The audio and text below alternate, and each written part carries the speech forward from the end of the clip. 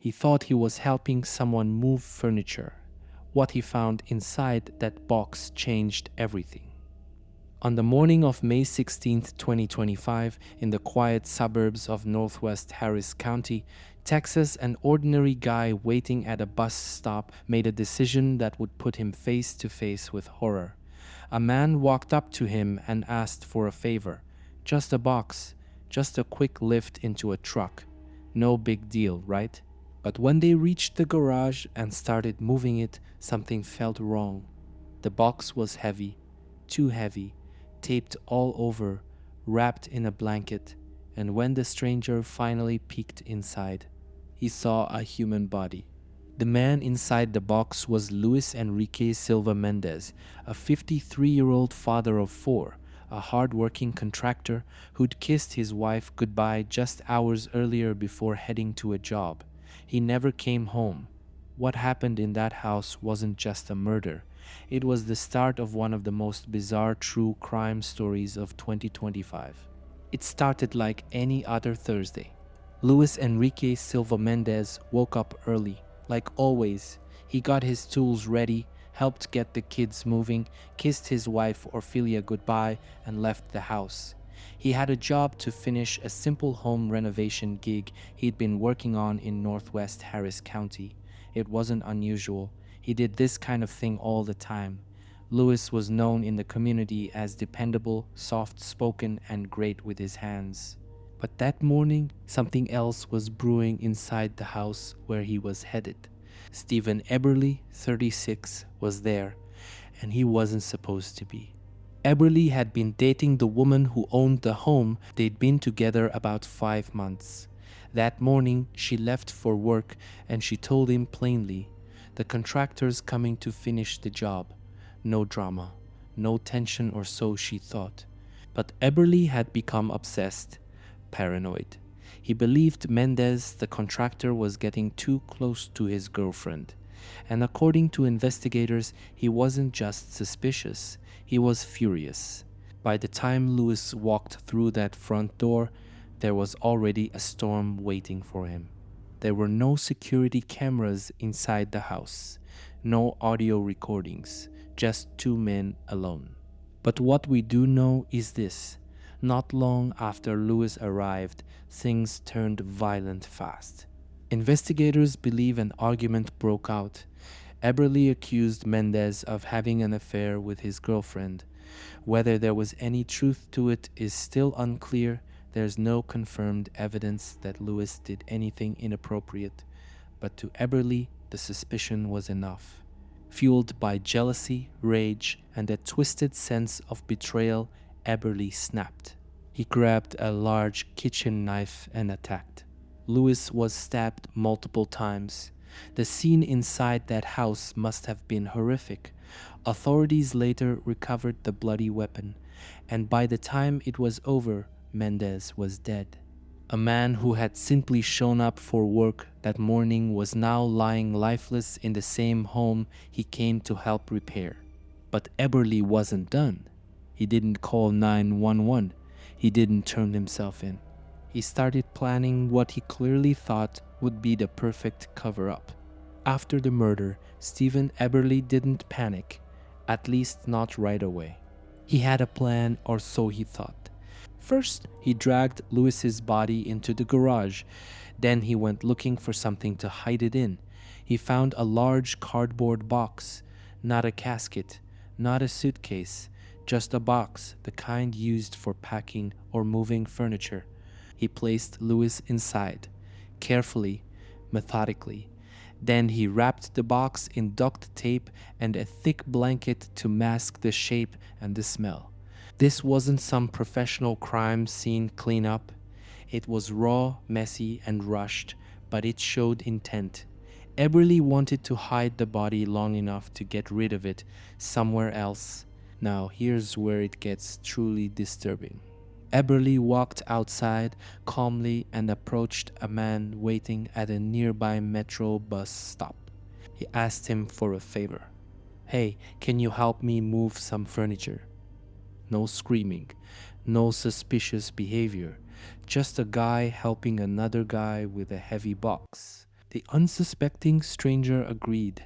Why wouldn't he? In his mind, he was doing a good deed. Together, they went into the garage, picked up the box heavy as hell, and started hauling it to a truck. But that wasn't just any truck, it was Luis Mendez's truck. The killer was using his victim's vehicle to dispose of the evidence. The two men, Eberly and the Good Samaritan, wrestled the heavy box through the garage and out to the driveway. It was awkward.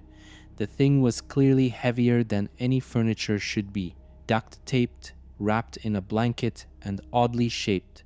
Still, the helper kept going, until something didn't sit right. As they struggled to lift the box into the bed of the truck, the stranger paused. Maybe it was the weight. Maybe it was a strange smell. Maybe it was just instinct. But right there, standing in the Texas sun, he peeked inside. And what he saw froze him to his core. Inside the box was a man's body, lifeless, bleeding, wrapped in plastic and blankets. It was Luis Enrique Silva Mendez, the contractor who never made it home that day. Suddenly, the stranger realized he wasn't helping someone move furniture. He was helping someone hide a murder. And his first reaction, run. In pure panic, he jumped into the truck, the victim's truck, and sped off. Not to escape, not to steal, but to get away from the man who had just tricked him into becoming an accomplice to a horrific crime. As the Good Samaritan floored the gas and peeled out of the driveway, he probably thought he was finally getting away from a killer. But Stephen Eberly had other plans. The moment he saw the truck take off with his victim's body and his whole plan unraveling, he ran after it, sprinting down the driveway like a man possessed. Then came the part no one saw coming. Eberly jumped onto the back of the truck. He clung to the moving vehicle like something out of a heist film, smashing his fists against the back window, screaming, desperate. He didn't want that box or the witness to leave. It was broad daylight on a suburban street. People in nearby homes could see it, this chaotic, surreal chase unfolding right outside. The truck didn't make it far. It slammed into another vehicle just blocks away. The crash was loud, brutal, and it ended the madness, at least for a moment. When the dust settled, Eberly was injured, bleeding from a head wound. But instead of surrendering, he stumbled out of the wreckage and took off on foot. A few minutes later, deputies found him walking down the road, dazed, bleeding, and still trying to run. They tackled him and took him into custody. Right there, the killer was caught still wearing bloodied clothes less than an hour after the murder. Inside the truck, Luis Mendez's lifeless body still in the box. When deputies caught up with Stephen Eberly, he wasn't resisting anymore. He was bleeding from his head, walking barefoot down the road, still wearing the clothes he'd allegedly murdered Luis Mendez in.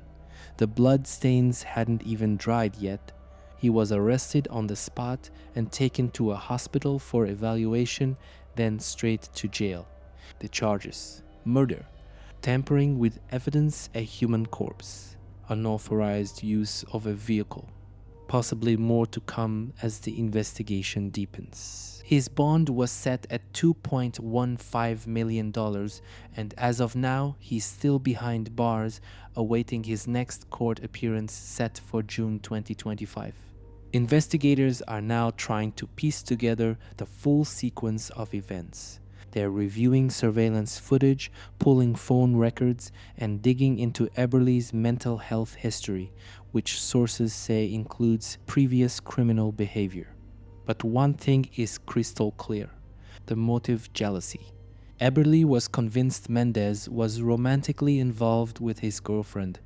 Whether that was true or just in his mind, still unknown, but prosecutors say that paranoid rage pushed him to kill.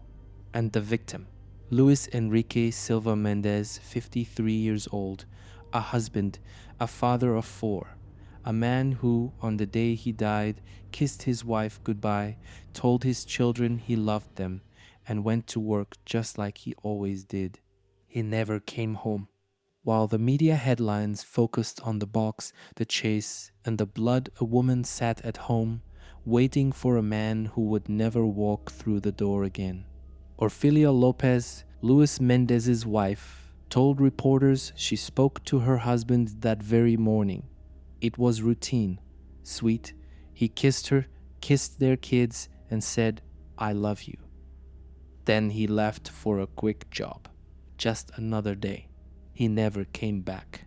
By the time Orfilia got the call, her world had shattered. The man she built a life with was found murdered, stuffed in a box, and left inside his own truck.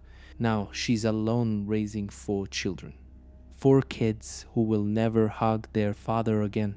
4 kids who will have to grow up with a trauma too big to understand. In a heartbreaking interview, Orfilia said, "I asked for justice. I was left alone with my 4 children. He was a good man, a hard worker. He didn't deserve this." And she's right. Luis Mendez wasn't a criminal. He wasn't in a love triangle. He wasn't sneaking around. He was a family man who went to work and crossed paths with someone so consumed by jealousy that he lost all sense of reality. That's what this story is really about. A woman's life torn apart. Children robbed of their father. All because someone couldn't control his own rage. After the shock wore off, people started asking questions. How did this happen? Was this really just a sudden act of rage, or were there warning signs long before Luis Mendez walked into that house? According to local reports, Stephen Eberly had a criminal record, though the exact details haven't been fully released to the public. What we do know is that investigators are now looking into his mental health history, trying to understand whether he had a documented pattern of instability or violent behavior. Neighbors told reporters he seemed off, quiet, intense, sometimes overly possessive with his girlfriend. One source mentioned he had a history of jealousy in past relationships. So here's the uncomfortable question. Was this preventable? Did his girlfriend ever feel unsafe? Had there been arguments, outbursts, or threats? Was Luis the first victim of his rage, or just the first fatal one? It's a pattern we've seen before in true crime cases. A man lets suspicion turn into obsession, obsession into paranoia, and paranoia into violence. And somewhere along the way, the system misses it until it's too late. Now, it's not just about what happened on May 16th. It's about what signs were there before and why no one stepped in. When Luis Mendez walked into that house, he had no idea it would be his last job. And when that man at the metro bus stop said yes to helping move furniture, he had no clue he was walking into a crime scene. But that one decision to look inside the box changed everything. If that stranger hadn't looked, if he'd helped load the box, nodded politely, and walked away, Stephen Eberly might have gotten away with it. He had the body. He had the truck. He had a plan. It was all just minutes from disappearing. But instead, a gut feeling, that strange itch that something wasn't right, led to one of the most bizarre arrests of 2025. A killer was caught. A body was found. And a grieving family now has a shot at justice. Now the world is watching. The trial is coming. And Luis's widow Orfilia is waiting for the courts to do what they couldn't do that day, protect her family. This isn't just a true crime case. It's a reminder of how fragile life can be, how dangerous unchecked rage really is, and how even the most ordinary moment, like helping a stranger lift a box, can drop you into the middle of a nightmare